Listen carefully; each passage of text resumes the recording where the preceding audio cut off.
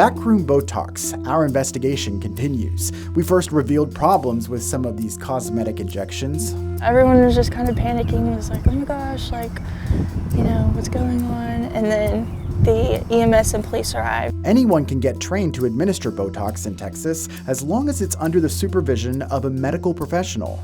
There needs to be some avenue for accountability of that individual that supposedly went out and got that education, training, and experience when they do it wrong. In the last 6 years, the Texas Medical Board has taken action against more than 60 doctors and other individuals for either improper supervision or the unauthorized practice of medicine. Investigator Arezow Doost learned most were related to med spas, where many patients go for Botox treatment. Yes, these are just a few of the cases. A Canton doctor disciplined after 2 patients had medical complications at his med spa. Just one of 8 locations across Texas we found him listed as the medical director. A San Antonio med spa, another doctor prohibited from practicing medicine because he was working under the influence of drugs and alcohol and giving injections without gloves, in bathrooms, and reusing syringes on patients. And just last month, a man arrested for aggravated assault in the Houston area after providing illegal cosmetic injections without a license, something that worries doctors pushing for more patient safety.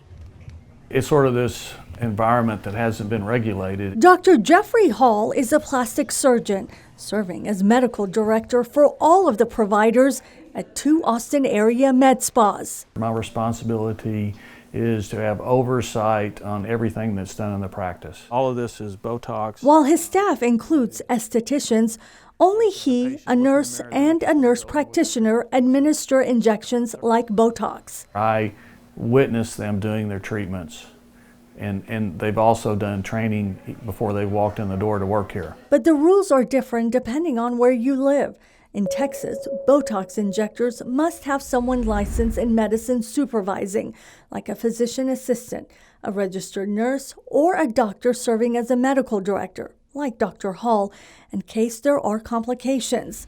In Alabama, injections can be done by a doctor or another medical professional, but only if a doctor is also in the room. Many states require any medical professional, including doctors, to have specialized and advanced training in cosmetic procedures to administer Botox. Do you want to play Russian roulette just because you don't want your face to have wrinkles? Dr. Patricia Aronin is with Texas 400, a grassroots group of doctors advocating for patient safety across the state.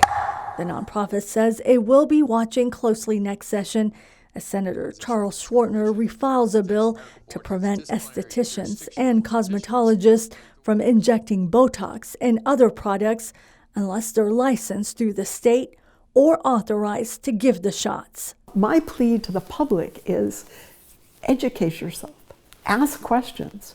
Don't assume that somebody in a white coat or in scrubs is actually knowledgeable about what it is they're proposing to do to you.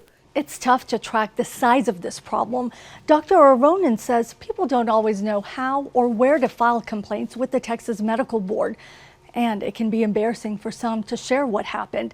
The data we've been able to obtain shows 91 complaints filed with the board since 2019 related to Botox and other cosmetic procedures. Right now, the agency says it has 9 open investigations related to improper providing of non-surgical cosmetic procedures. And while the law doesn't allow the board to go after just anyone for these problems, it can discipline doctors if they are supervising or injecting the Botox improperly themselves. Arezow Doost for State of Texas. Thanks, Arezow. There are other steps you can take to protect yourself before a cosmetic procedures. Doctors recommend having it done in a medical setting with all the resources if there are complications. If you decide to go to a place like a spa or salon, ask questions about the credentials of the injector and if there is a licensed medical practitioner on site. Thank you again for joining us for State of Texas. I'm Josh Hinkle, and we'll be back next week to bring you an in-depth look at Texas politics.